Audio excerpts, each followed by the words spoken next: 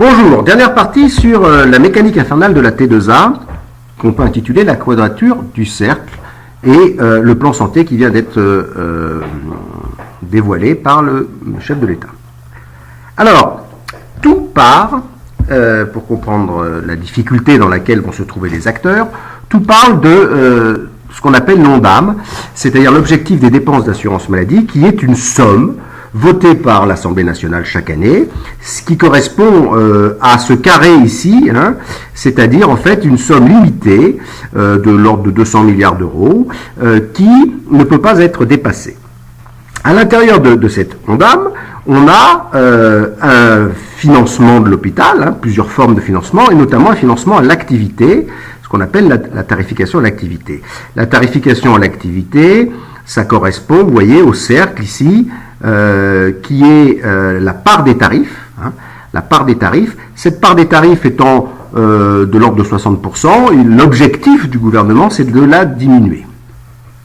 Pourquoi ?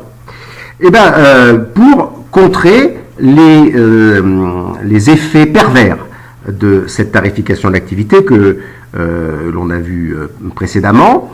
Et pour contrer ces effets pervers, il est prévu de modifier la manière dont on va financer les hôpitaux en insistant sur la pertinence des actes, en insistant sur l'amélioration de la qualité, en insistant sur le renforcement des coopérations de l'innovation et de la recherche, et en insistant sur l'accessibilité et la coordination entre les acteurs.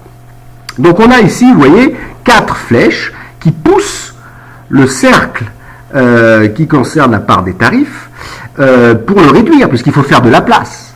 Pour améliorer la pertinence, les mesures proposées sont des mesures qui visent à regarder s'il y a des taux de recours excessifs dans certains domaines. C'est-à-dire on fait trop de cataractes, par exemple, par rapport à la moyenne nationale. Donc on va mettre des dégressivités tarifaires.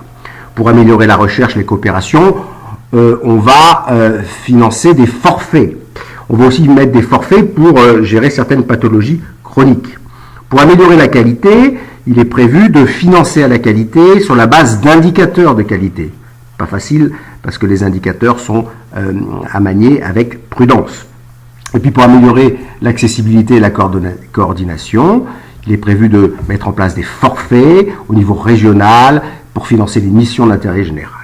Donc ce qu'il faut retenir, c'est que ce système-là, c'est très bien hein, de financer à la pertinence, de financer la coopération, de financer l'accessibilité, de financer la qualité.